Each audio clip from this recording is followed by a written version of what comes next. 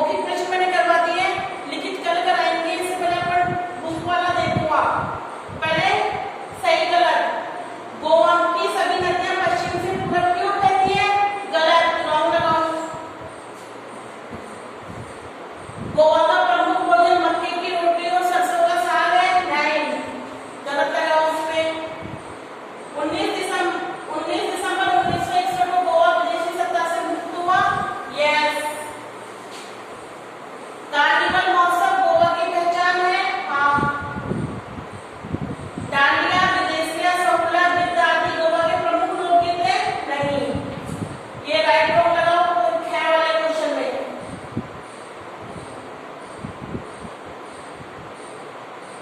एक मिनट छूट दिया बड़े। फोर्थ वाला, गोवा में 82% लोग शिक्षित हैं, तो फोर्थ वाले में भी राइट आएगा। ये लोग कितने 6 है, 1 2 3 4 5 6, ठीक है, ओके।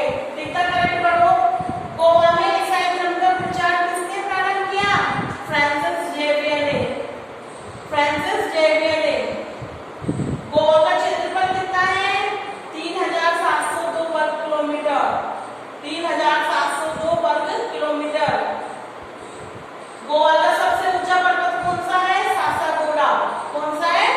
सासागोड़ा। टिक लगाओ तीनों पे, लगा लिया। नेक्स्ट, निम्नलिखित शब्दों में से मूल शब्द प्रत्यय छाटकर अलग लिखो। विदेशी, विदेशी, अब इसमें मूल शब्द तो क्या है? देशी। और प्रत्यय क्या है? वी। प्रत्यय कहाँ लगता है? मुंह, नहीं नहीं, थोड़ा प्रत्यय बना होगा,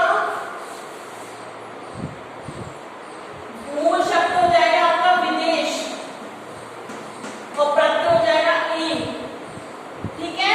प्रत्यय मूल शब्द के पीछे लगते हैं और उपसर्ग मूल शब्द के आगे लगते हैं, ठीक है।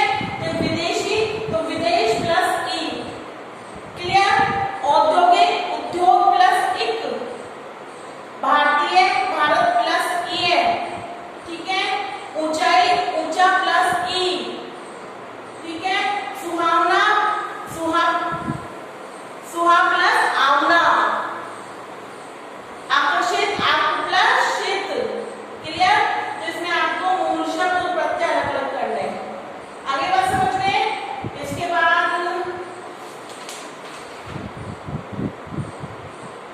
कुछ नहीं, तो आज आपको पढ़ने हैं मौखिक प्रश्न। आप करोगे मौखिक प्रश्न करोगे, राइट रॉन्ग आप बुक में ही करोगे, टिकता करेक्ट भी आप बुक में ही करोगे, ठीक है।